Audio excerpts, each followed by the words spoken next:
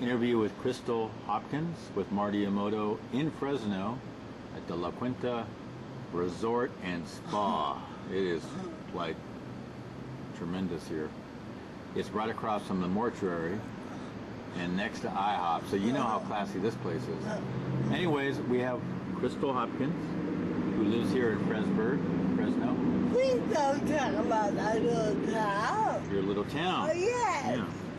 So the first question to you really is, so you have some news about, you're a writer, Right. and you've been talking for years about writing a book, right? Right. And so what's your news? Well, after about maybe 5 years of really working hard on this book, I have found a publisher, and it is in the process of being published. So you found a publisher, and it's in the process of being published. Yeah. And what's the book title called? The book is called Shattering Myths and Fears. Shattering Myths and Fears. Yeah. It's by the great Christal Hopkins, right? Or did you take the great off? Because I Well, I suggested took out the great, yeah. and I put out tremendous. Tremendous Christal Hopkins. Yes. Yeah. Well, Yeah. that's a little better. Yeah. So, and then you used your, was it your high school picture on the back cover? My college graduation picture. On your college graduation picture. Yeah. Right. And what's the book about? Well, the book is about. By the way, that's a pretty old picture too, isn't it? Yeah, it's only about 5 years. I heard you old. look like Tito Jackson. It's only about 5 years. But you look like Tito Jackson. Right. No, you don't think so? I think your brother Oz said that. My hair was a lot different. Was a lot different? Yeah. Yeah. Well, that's why people said you look like Tito Jackson. Maybe Joseph Jackson. I don't know. Yeah. But anyways, what's your book about? Well, it's about being disabled and growing up disabled. It's about my family. I tell it was like Your father's in it? yeah, my Your father and your mother? my mother and my siblings, me. And growing up disabled, mostly in Fresno, right? Right. Well, actually, all the years in Fresno here. Right. And if people buy and read the book, because you're trying to sell it, right? Yeah. Yeah. And when someone reads the book, what do you want them to walk away after they read the book? What's the thought that you want them to that you want to leave them with? That being disabled is not as scary or as horrible as some people think it is. You're saying that being disabled is not as horrible or scary as that some people think it is. Yeah. But weren't you also trying to reach how it was being having a disability and being raised as a child with a disability in a family, well, African American family, but for other minorities too? Was that another? Right. Was that another issue that you wanted to kind of highlight or talk about? Right. What was like being African American in my family with a family member who is disabled. With the family, and you were at that point the only one that had a disability, right? Right.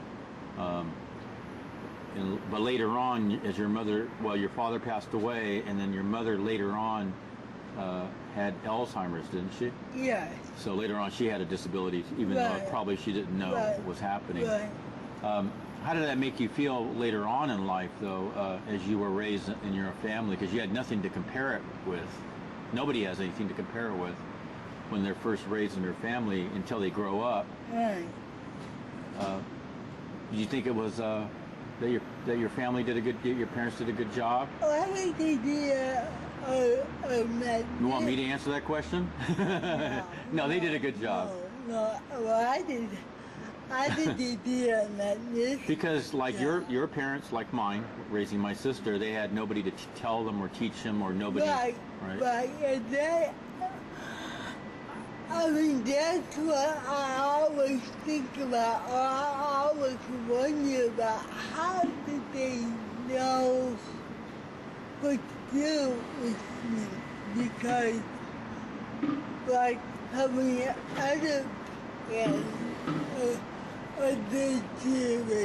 Other generations and other families. yeah, Right. they would kind of put the kid away or putting it in institution. About putting their kid in an institution. Right. Mm-hmm. And just forget about it. You know, they go on. Because at the time that I was born, I had 3 older siblings. You had 3 older Yeah. siblings. Were they Yeah. your 3 brothers? You had 1 sister up there. Yeah. Yeah. 2 brothers and sisters. Right. And I'm sure my parents thought about the impact that it would have on them, you know. So you were thinking about, or later on you thought about, your parents had to think about the impact of having a child with disabilities, Yeah. but also raising their other 3. Right. The older 3. Right. Right. Right. And so, And they did, what they did was keep you in the house and raised right. you along with them. Along with them. Which is what my parents did with my sister. And again, like you said, that it wasn't the normal thing Right. for families Right, to do 1952. automatically. You were born in 1952? I didn't get the sisters. I always said that you were a lot older than you claim. You were born 52. That makes you old. No. Oh, now it's 1956. Now it's 1950. How is it that you got 4 years younger all of a sudden? You're Oz's older sister, okay? Look, I had no idea why You had no idea why you lied? So you're 58. No. You're going on 58. No, I'm 52. Okay. Boy, Just for the record, this is 2009. The woman claims she was born in 52. She changed it to 56.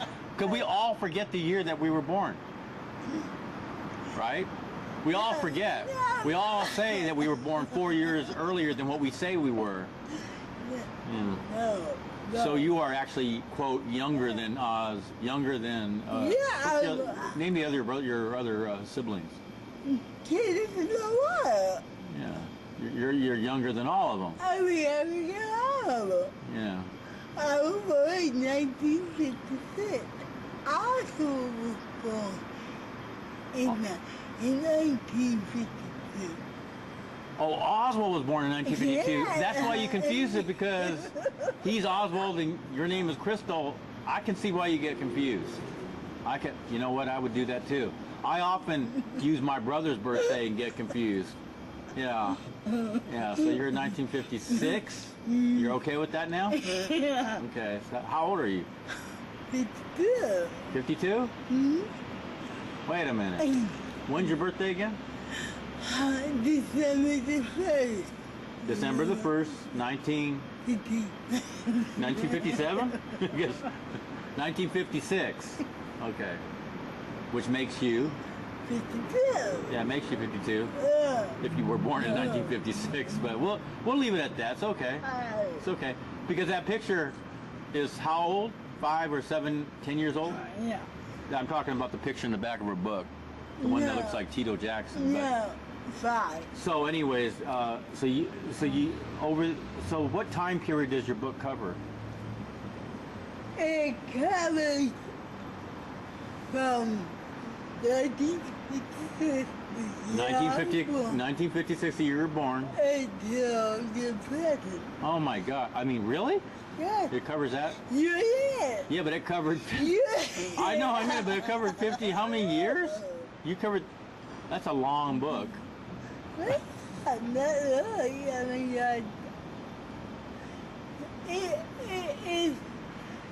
it's not really long. You could probably read it in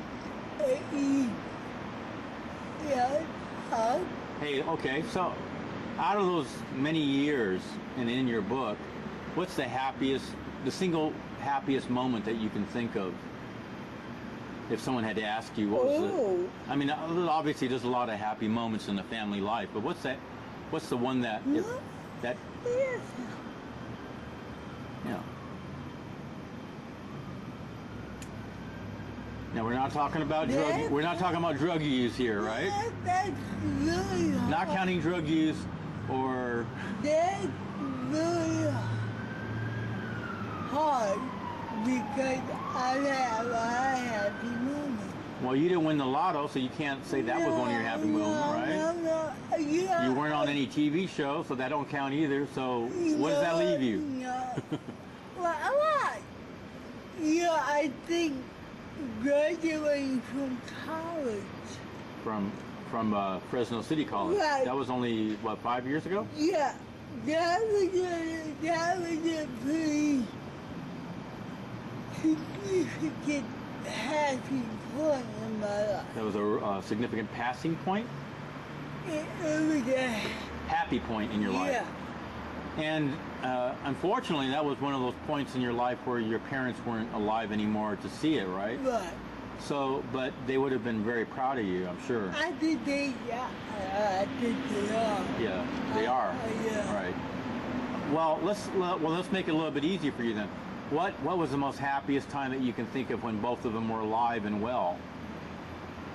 You know, that happened to you while they were alive. There was so many. I said pick one. Just the one that pops in your head. Doesn't have to be the most, the happiest, but I guess I did phrase it wrong. Yeah, you did. You did. Happy. I could edit this camera right now and make you look really stupid. Okay? I could make you look real stupid. And by the way, folks, if you notice, if you looked at her previous interviews, she did change her clothes. Happy. She's wearing a new outfit. I think it's from what store? Looks like Kmart. it's Kmart Yeah, or Nordstrom's. I can't tell. but- Yeah, whatever. Forever 21. That's what she wishes. Go ahead. Happy. It's not really one moment that I can say. It's just as our family being together. When your family was together. Yeah. Right. Well, you used to go to church when your father was alive. Yeah. I know you're going to church still, right? I know your brother and your sister-in-law hope that you are going to church. They also know the truth too, but and I won't say what the truth is, but when your father was alive, didn't he or your grandfather weren't they ministers at a church? My father founded a church. He was a deacon. He was a deacon at one church, right? Yeah. And something happened before I was born. Oh, before you were born. Right. And by the time I was born, they had left that church and they had... Your family left that church? Yeah. Right. And because he was a builder, he was a builder? Yeah. Oh, he helped actually physically build that little church? Yeah, he was a carpenter. It's that little church that you showed me. Yeah. Oh. He built that church and the house that I grew up in. Oh, he built the house that you grew up Yeah, in West Fresno, yeah. where nobody wants to live now. No, hey, my apologies to everyone in West Fresno. I didn't mean it that way, but he built that house. Yeah, but back then that was... Back then it was a nice place, right? Yeah. And then, So you had happy memories when you lived in that house with your family, is what you're trying to say. The house, the church, certainly were happy memories. I mean, like I said, my father was a deacon when he built that church. Now that's very unusual for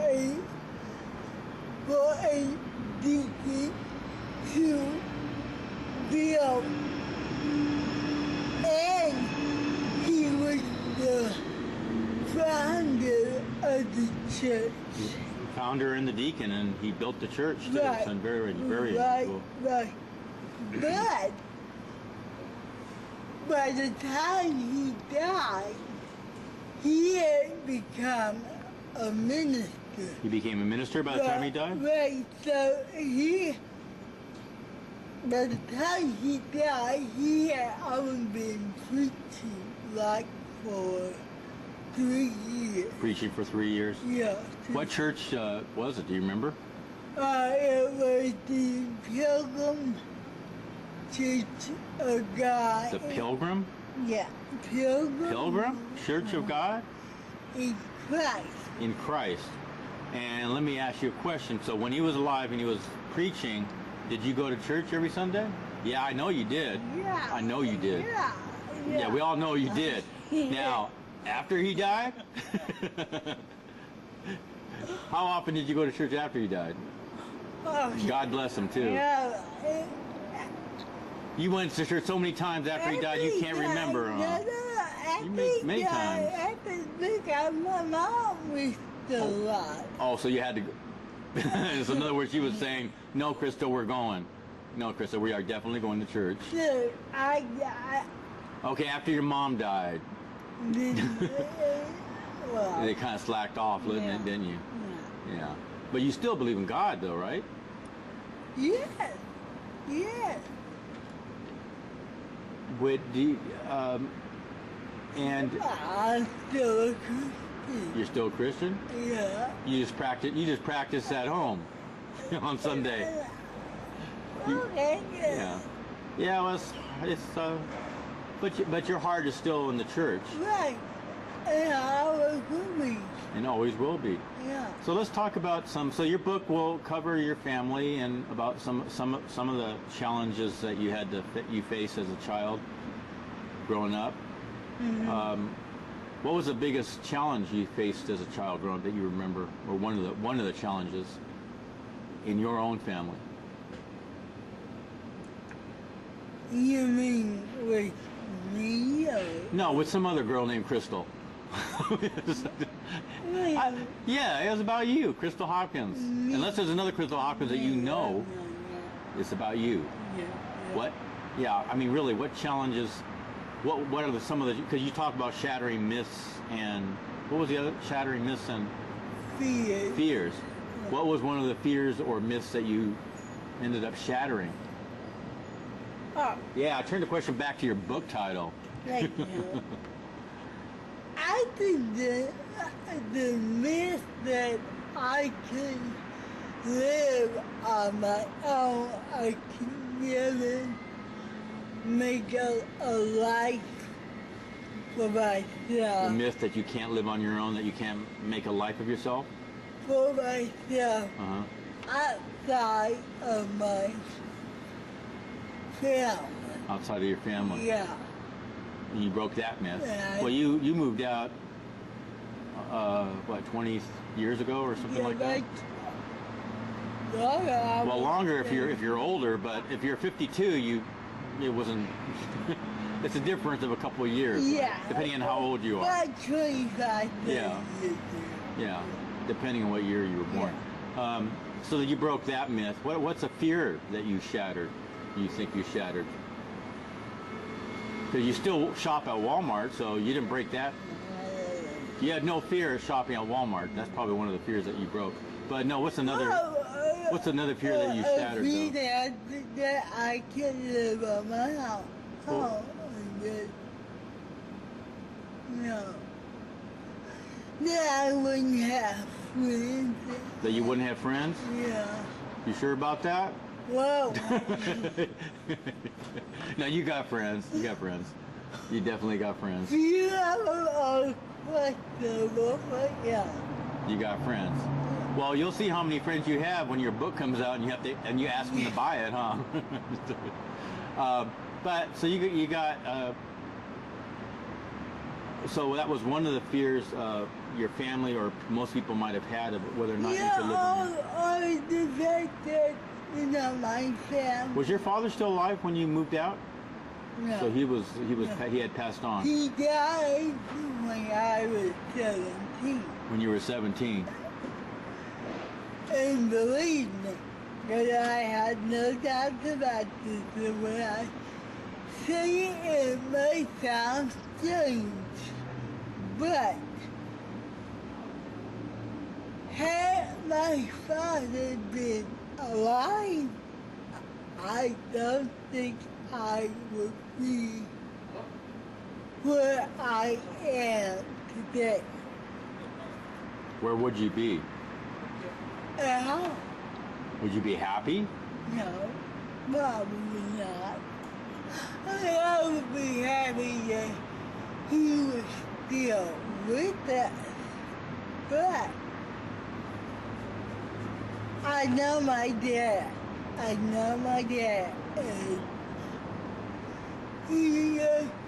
he would probably want me to move out, and be on my own would have been something that would have been really hard for him. But that's true of sometimes for fathers with a lot of daughters or children or mothers with their sons. Sometimes it's hard for them to let go. So you're saying it would never have happened, or it just would have been hard? It probably never happened. Why do you say that? Because that means you're saying that he never would have changed. But it sounded like he did change because he moved from a deacon to become from a deacon to a minister, and that's a big change. Yeah. I know because I was in a church, and there's a big difference between a deacon and a minister. Right. Because a deacon usually curses what the minister. No, I'm just saying there's a difference. And if he was preaching, Right.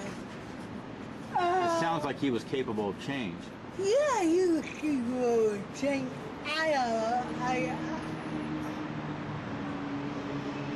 I just think looking back, even though he wanted me to be independent, like you said, he was my father. He wanted you to be independent, he preached that to you, but he was your dad and may not. Yeah. But isn't that kind of unfair to, and the reason I'm saying this is because I'm a parent, right? And parents always have this very difficult feeling towards their children as they grow older, when to let go and when not to. And is it fair to judge your father based on how he was when you were 17 as opposed to when you turned old? And I mean old. You're 30 years old, 40 years old, 50, whatever you claim to be now.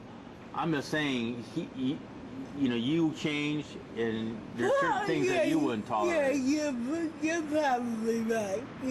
Because what I'm concerned about is that there feeds into the other. You talk about shattering myths, and one of the myths there is with people with disabilities is that they often, or the advocates, there are some advocates who want to blame their families and parents for holding them back. And I want to say F all of them, because frankly, the families, that's a struggle that every child has within every family. Yeah, I'm not blaming them. I'm not blaming them. Yeah. But I know my father. Yeah, but do you know yourself? Yeah. Well, are you trying to say that you're not a different person now or at the age of 30 than what you were at age 17? If your father said, no, you're not leaving, you don't think you might have said, yeah, I am? Yeah, I would have. So whose responsibility is it your dad's to tell you to get out of the house, or is it yours to say I'm leaving? Mine. So then,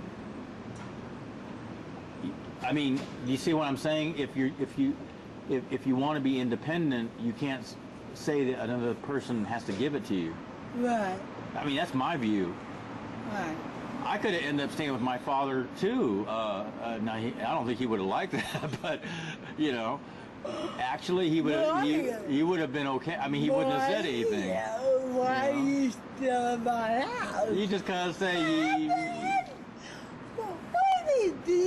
Where did those three little kids? Yes, right. So I'm just saying, who knows what would have happened? I guess. Yeah. I mean, I'm just speculating and going on what I knew about my father. Let me ask you another question. Let me ask you a question though. 'Cause we both lost people in our lives. I lost my mom when I was 23, and lost my two sisters. You lost your father and your mother, but And my brother. and your brother. But I frankly would give up almost anything if I could see any one of those three, if it included even giving up my job. So now, if it meant that you could have had another 5 years with your father, would you have taken that back? I mean, if it meant another 10 years with your father? Oh, yeah. Yeah. I just say maybe it's not even a fair question, but I just was kind of wondering that, you know, how much of that is your responsibility too? Yeah. Well, probably a lot.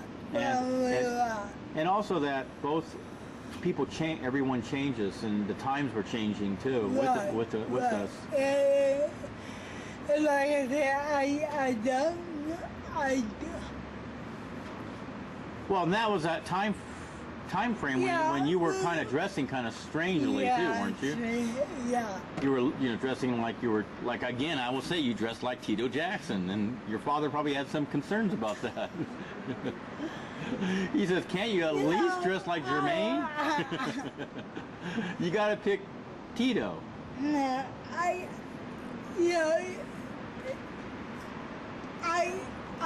probably have more, or I probably should think about this more deeper, because like you said, everybody changes. And my father was the kind of father that believed in women and He believed in women? Yeah. Well, then he would have believed in you then, because you know, in the changes that you would have gone through. Yeah. It would have been different. Probably you might have taken a slightly different path, but Right. you never know. Plus, don't forget, he's watching the outside world too, and as you see changes going on. Right. What year did he die?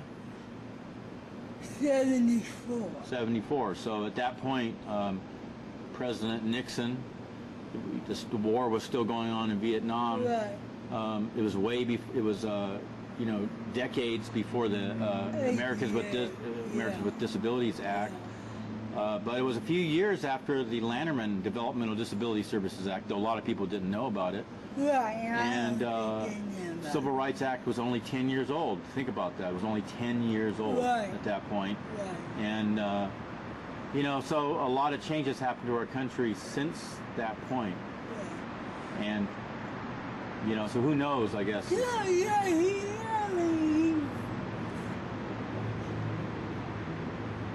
He probably would have been okay with it. It would have taken him some time. Well, and when people say that, isn't it also true though that it's people are able to grasp certain things because it's partly of when they were born.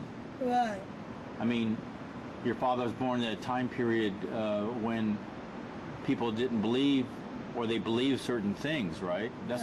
And you're born later, and the year exactly may be different.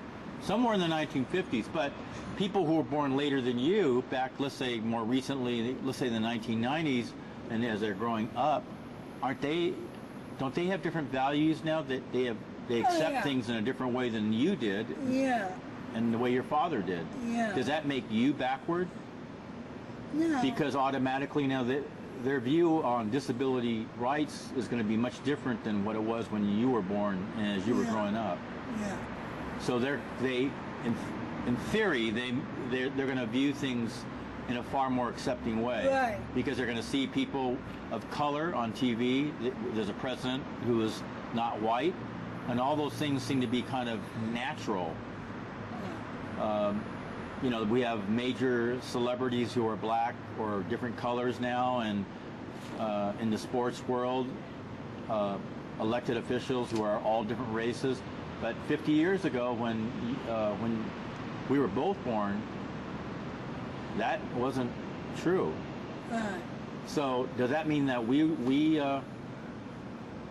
were backward too, because it took us a while to understand those things or to accept those things? No, I just think that we had not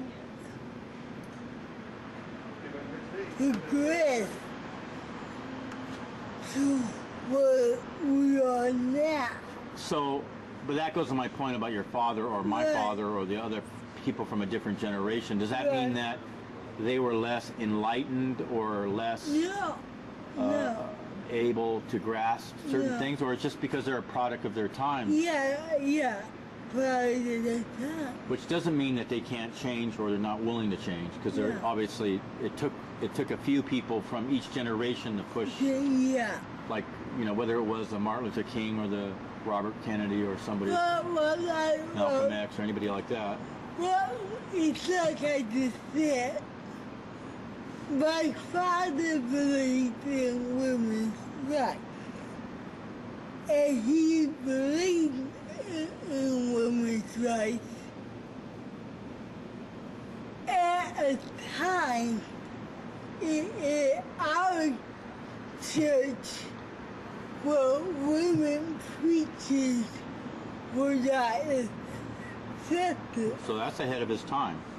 And for my father, when he built that church, women used to come and preach in the pulpit. In the pulpit, women used to come and preach in the pulpit. Yeah. That wasn't you back then. And that, you know, I always thought that was way ahead. Now, let me ask you a question. You saw that as a young or older girl, depending on what year you were born. Yeah, okay. So you're sitting there, right? What did you think about when you saw that a woman was preaching behind the pulpit at your dad's church? No, at the time. Did it mean anything to you? At the time, probably no, because I was too young. But as I grew up, and as I realized that not all men saw that way, and that. So it influenced. Did it? So you're saying it kind of influenced you later, or you that you saw that it was. I guess what you're really trying to say then is that at the time it was happening, you thought it was natural because your father treated it, right? Right. But later you look back and you saw that, realized it was unusual. Right. Does that make you even prouder of your father? Very proud. Yeah. And now that my sister-in-law is a minister. Your sister-in-law is. And I always tell her, you know, that if they could see her, he would be so proud. Right. Well, I think he is proud of her. Yeah. Well, see, that's a good example where I think your father probably might eventually would have accepted your independence, because you could have used that story against him. Say, Daddy, what about you? And he would say, all right, here's the keys, go. Yeah, just go, leave. Yeah.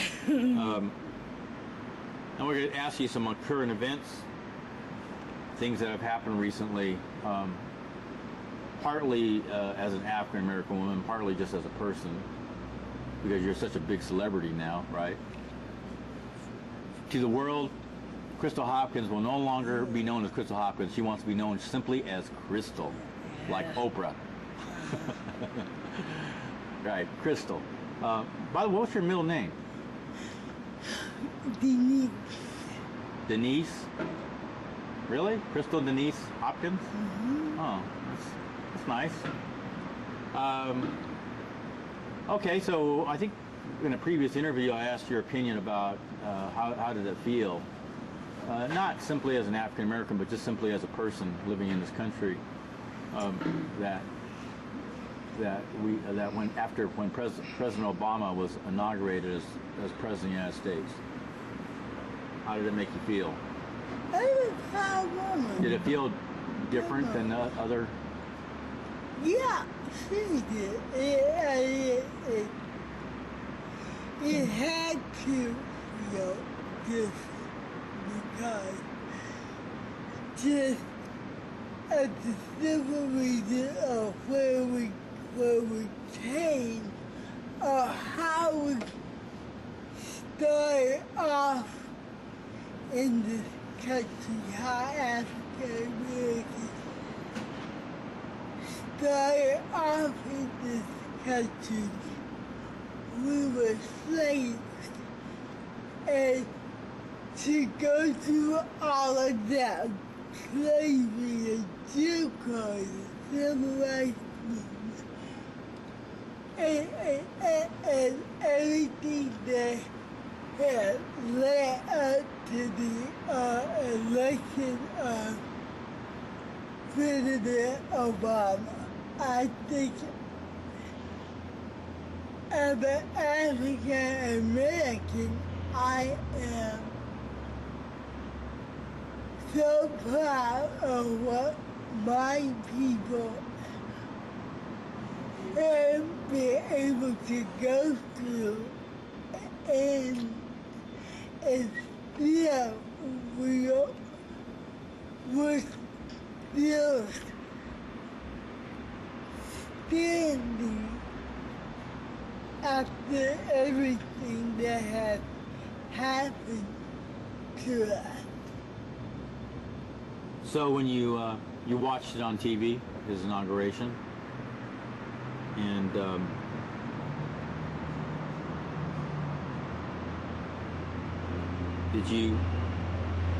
how do you feel about him now? He's been president now for 8 months. He's learning. He's what? Learning. He's still learning. Oh, he's still learning. Yeah. Yeah, I think, yeah, not everything's going to go the way we want. We have to really be patient with him. Well, it's only been 8 months, Yeah, but there are some people who are not being patient. Yeah. I mean, this is why everything did happen overnight, and that's not realistic. Let me ask you another big news event that happened that impacted a lot of people. When the death of Michael Jackson on June 24th, I think, June 24th. How did that, or did it have any impact on you? I think it impacted me a lot more than I thought it would, because when I heard about it, it's like, God,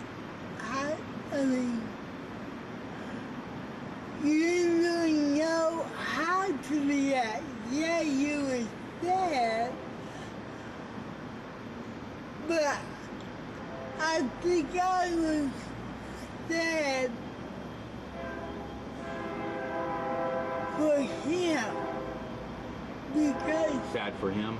yeah, more than me, but because it seemed like he didn't have the kind of life that he wanted to, even though he was a famous singer and then he had everything. But yet, it seemed like he was trapped by his own Trapped by his own fame. fame. Yeah. And then there was a death recently, 3 days ago, of Eunice Kennedy Shriver, Yeah. who founded or organized the Special Olympics and fought for the rights of people with developmental disabilities. Were you aware of her work, or did you know very much about her? I was somewhat aware. I knew that she had founded the Special Olympics and that her sister was developmentally disabled. Rosemary.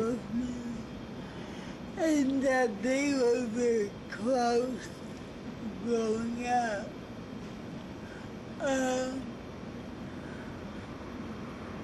I look at her death a little bit different though. She admitted to a pretty nice old age. She was 80-something. 88. 88. Yeah. And she had her life. She had been married to her for years. And she had her children and her grandchildren, probably great-grandchildren. She had a life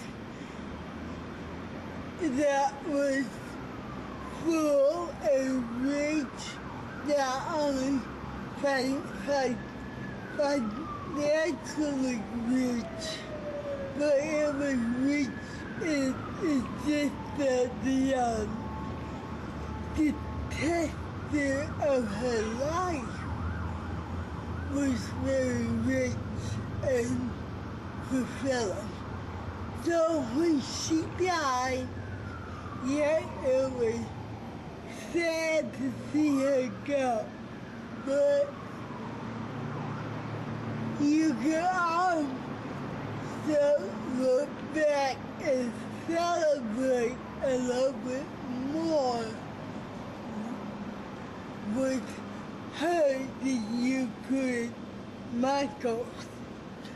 Well, Michael Jackson, he died at a relatively earlier age too. He's Right. Right. He's 50, going to be 51. Right, and he still had his children to raise. Right. He had to think that he won't see them grow up and start dating and get married and give him grandchildren. That to me was rather sad. Now let me ask you a final question about the California, the big recession that has happened across the world, but in California has been particularly bad, so it's resulted in major budget cuts, and that includes cuts to people with disabilities and seniors and mental health needs. How do you feel about that, or what's your reaction? Not good. And who do you blame anybody? What do you feel? Well, I guess it would be easy to blame the government, but then I'm not sure if I'm not sure if there was anything anybody could really do about it. It's just maybe just the time we're in. But you're an advocate. Would you tell people to fight back, or how would you? Of course, even though we're living in these times, you still have to fight. You still have to fight the system in order to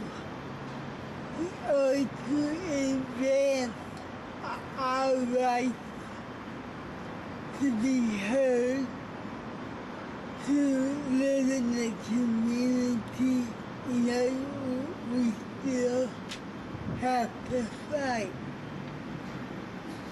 And for at least this interview, what would you? What's your parting words to people who are really worried that they're going to lose their services in the coming weeks and months? Because your book is titled "Shattering Myths and Fears," and there's a lot of people who are very afraid right now because they're going to lose, or they have lost services, and they're fearful of losing more, either for themselves or for their children or for their friends, or people losing their jobs. Yeah. My advice would be hang on. Hang on. Hang on. Yeah. I mean, we don't know what could change in the next couple weeks or months. You know, it may look bleak, it may look hopeless, but you can't give up. You shouldn't give up. You know, and always stand and fight for your right to be heard. Well, and it goes back to what your book title again is? Shattering myths. Shattering Myths and Fears. and Fears. And maybe if people hang on, they can shatter that fear that they have. That's what you're saying. Right. Well, thank you, Christal. Today is August 14th, Friday. It's in Fresno. Here in Fresno, it is hot. It's getting hotter. And we'll be doing another interview with Christal Hopkins later. But again, she wants to be known simply as Christal because she thinks she's a big shot because she wrote a book. Yeah. And her book will be available. You can check the various websites, including CDCAN, www.cdcanus, and also Christal will have this interview will be posted there and also on YouTube, so you can see her and her new outfit, her new collection from Walmart. So, thank you, Christal. That's it.